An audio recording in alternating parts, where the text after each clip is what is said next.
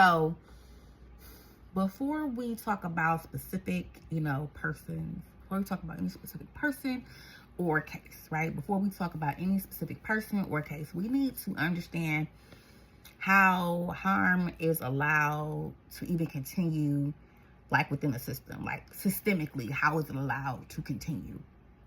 Regulatory agencies, like, they literally exist for one reason, and one reason only, is to interrupt patterns. Yes, to interrupt patterns of harm before they escalate. They are there to interrupt patterns of harm before they escalate. Well, on paper. And on paper, the process is pretty simple, right? It's in black and white. A complaint is made, it's documented, it's investigated. If, it's a big if patterns emerge, right? Enforcement happens, right? Enforcement happens. But in practice, that's not what we see. That's not what we see. That's definitely not what we see. What we see instead is fragmentation, right? Just a little bit here, there, a little everywhere, right? Making it rain, right? Fragmentation. It's all over the place. Complaints get like isolated instead of connected. Agencies work in silos. Each incident is treated as not enough on its own, right? Each isolated incident is not enough on its own. And when each incident is evaluated independently, the patterns disappear. Yeah, the patterns kind of disappear. Why? Because they're isolated and focused on it individually. And that's not a bug in the system. That's a feature of how liability avoidance actually works. Regulatory bodies are often incentivized to minimize exposure, not escalate action. Oh, no. They are incentivized to minimize exposure.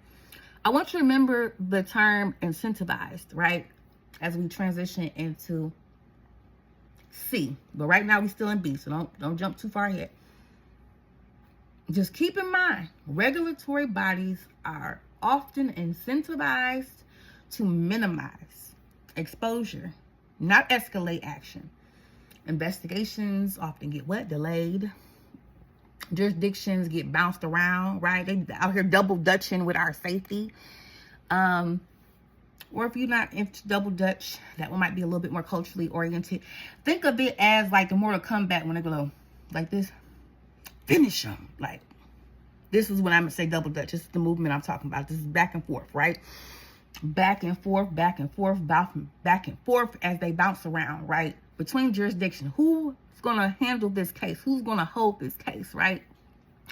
Agencies wait for stronger evidence that never comes, it never materializes, right? Because no single victim holds the full picture. Like, how could one victim or survivor, right, hold the whole entire picture? So,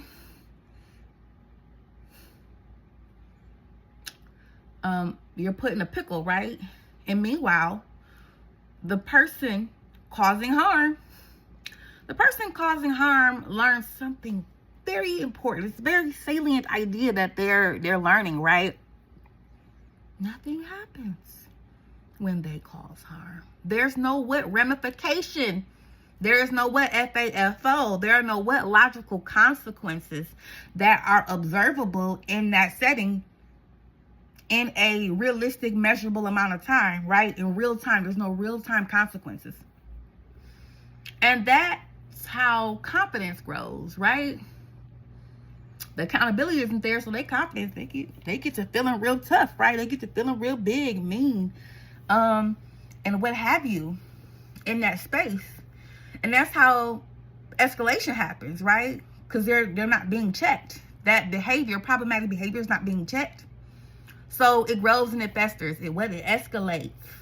And that's how harm continues for years. Sometimes even for decades. This isn't about celebrity. This isn't about gossip, right? This is about institutional failure to aggregate information, respond proportionately, and intervene. Yes, intervene early. Intervene early before it what? Before it escalates. So this diagram shows the gap between oversight and what oversight's supposed to do and what it actually does, right? Because once you understand this structure, you start to recognize it everywhere. And when I say everywhere, I do mean everywhere. You see it in the workplace. You see it in the schools. You see it in industries. And yes, eventually we'll see it in a high-profile case. Or you'll see it in high-profile cases just as you out there, looking into cases on your own. But here on this channel, we'll actually look into a high-profile case as we go into what our case study, which is Section C. So this diagram shows you those gaps, right?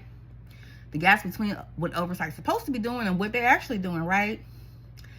In the next section, we will start applying this structure to specific regulatory domains. See you in the next video.